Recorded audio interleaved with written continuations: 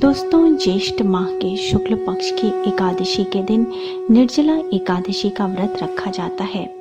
इस एकादशी व्रत को भीमसेनी एकादशी के नाम से भी जाना जाता है।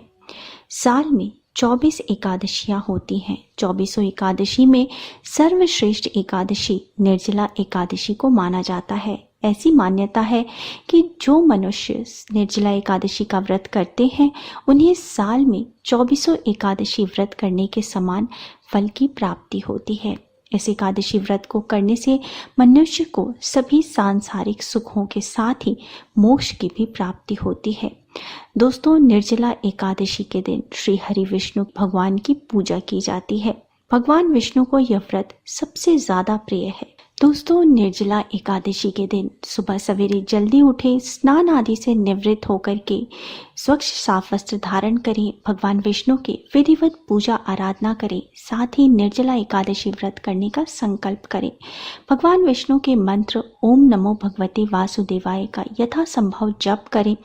विष्णु सहस्त्र नाम पुरुष सूक्त गीता का पाठ करें। सारे दिन भगवान का नाम लेते रहें। भगवान के चरणों में अपने ध्यान लगाए रखें। शाम के समय पुनः आरती और भोग भगवान को अर्पित करें। रात्रि जागरण करें, भजन कीर्तन करें। दूसरे दिन सुबह सवेरे स्नान आदि से निवृत्त होकर भगवान की पुनः पूजा आराधना करें, दान करें। ब्राह्मण और गरीबों को दक्षिणा, अन्न, फल का दान करने के पश्चात शुभ मुहूर्त में पारण करें। इस प्रकार से आपके निर्जला एकादशी का व्रत पूर्ण होता है। अगर संभव हो तो इस व्रत को आप निर्जला करें। अगर संभव नहीं है निर्जल व्रत करना तो आप फलाहार करके भी इस व्रत को कर सकते हैं। ऐसी मान्यता है कि जो भी मनुष्य पूरी भक्ति भावना से श्रद्धा पूर्वक निर्जला एकादशी व्रत कथा का श्रवण या पठन करते हैं उन्हें निश्चित रूप से स्वर्ग की प्राप्ति होती है। साथ ही भगवान विष्णु की कृपा प्राप्त होती है। कथा सुनने से पूर्व भगवान विष्णु का ध्यान करें,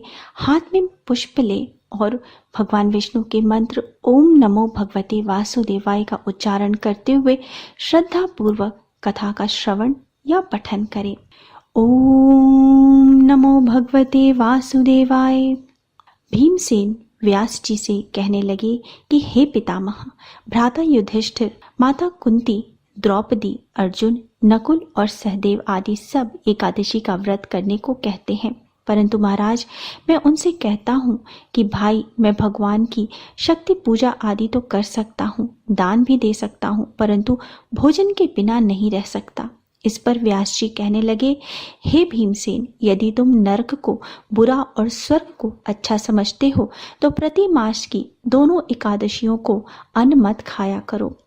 भीम कहने लगे कि हे पितामह, मैं तो पहले ही कह चुका हूँ कि मैं भूख सहन नहीं कर सकता। यदि वर्ष भर में कोई एक ही व्रत हो तो वह मैं रख सकता हूँ, क्योंकि मेरे पेट में वृक नाम वाली अग्नि है, सो मैं भोजन के बिना नहीं रह सकता। भोजन करने से वह शांत रहती है, इसलिए पूरा उपवास तो क्या, एक समय भी बिना भोजन किए रहना कठिन है। अतः आप मुझे कोई ऐसा व्रत बताएं जो वर्ष में केवल एक ही बार करना पड़े और मुझे स्वर्ग की प्राप्ति हो जाए। श्री व्यास जी कहने लगे कि हे पुत्र, बड़े बड़े ऋषियों ने बहुत शास्त्र आदि बनाए हैं जिससे बिना धन के थोड़े परिश्रम से ही स्वर्ग की प्राप्ति हो जाती है। इसी प्रकार शास्त्रों में दोनों पक्षों की एकादशी व्रत मुक्ति के लिए रखा जाता है। व्यास जी के वचन सुनकर भीमसेन नरक में जाने के नाम से भयभीत हो गए और कांपकर कहने लगे, अब क्या करूं? मास में 2 व्रत तो मैं कर ही नहीं सकता। हाँ, वर्ष में एक व्रत करने का प्रयास अवश्य कर सकता हूँ। अतः वर्ष में एक दिन व्रत करने से यदि मेरी मुक्ति हो जाए तो ऐसा कोई व्रत बताइए। यह सुनकर व्यास जी कहने लगे कि वृषभ और मिथुन की संक्रांति के बीच ज्येष्ठ माह के शुक्ल पक्ष की जो एकादशी आती है उसका नाम निर्जला है। तुम उस एकादशी का व्रत करो। इस एकादशी के व्रत में स्नान और आचमनियम के सिवा जल वर्जित है। आचमनियम में 6 मासे से अधिक जल नहीं लेना चाहिए, अन्यथा वह मदपान के सदृश हो जाता है। इस दिन भोजन नहीं करना चाहिए, क्योंकि भोजन करने से व्रत नष्ट हो जाता है। यदि एकादशी को सूर्योदय से लेकर द्वादशी के सूर्योदय तक जल ग्रहण न करें तो उसे सारे एकादशियों के व्रत का फल प्राप्त होता है। द्वादशी को सूर्योदय से पहले उठकर स्नान आदि करके ब्राह्मणों को दान आदि देना चाहिए। इसके पश्चात भूखे और सतपात्र ब्राह्मण को भोजन कराकर फिर आप भोजन कर लेना चाहिए। इसका फल पूरे 1 वर्ष की संपूर्ण एकादशियों के बराबर होता है। व्यास जी कहने लगे, हे भीमसेन, यह मुझको स्वयं भगवान श्री विष्णु ने बताया था। इस एकादशी का पुण्य समस्त तीर्थों और दानों से अधिक होता है। केवल एक दिन मनुष्य निर्जल रहने से पापों से मुक्त हो जाता है। जो मनुष्य निर्जला एकादशी का व्रत करते हैं उनकी मृत्यु के समय यमदूत आकर नहीं घेरते, वरन भगवान के पार्षद उसे पुष्पक विमान में बिठाकर स्वर्ग को ले जाते हैं।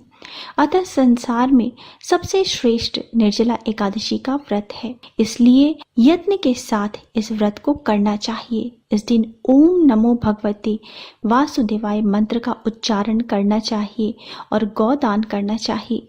इस प्रकार व्यास जी के आज्ञा अनुसार भीमसेन ने इस व्रत को किया। इसलिए इस एकादशी को भीमसेनी या पांडव एकादशी के नाम से भी जाना जाता है। निर्जला एकादशी व्रत करने से पूर्व भगवान से प्रार्थना करें कि हे भगवान, आज मैं निर्जला एकादशी व्रत करने जा रहा हूँ या जा रही हूँ।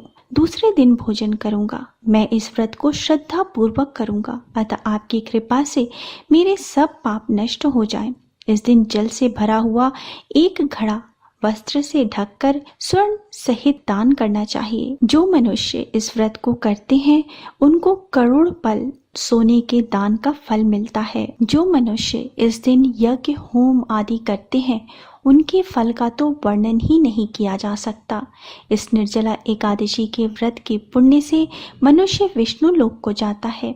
जो मनुष्य इस दिन अन्न खाते हैं उनको चांडाल समझा जाना चाहिए। वे अंत में नरक में जाते हैं। ब्रह्म हत्यारे, मद्यपान करने वाले, चोरी करने वाले, गुरु से ईर्ष्या करने वाले, झूठ बोलने वाले भी इस व्रत को करने से स्वर्ग के भागी बन जाते हैं। हे कुंती पुत्र, जो स्त्री या पुरुष श्रद्धापूर्वक इस व्रत को करते हैं उन्हें अग्रलिखित कर्म करने चाहिए। प्रथम भगवान का पूजन, फिर गौदान, ब्राह्मणों को मिष्ठान व दक्षिणा देना चाहिए तथा जल से भरे कलश का दान अवश्य करना चाहिए। निर्जला के दिन अन्न, वस्त्र, छत्र आदि का दान करना चाहिए।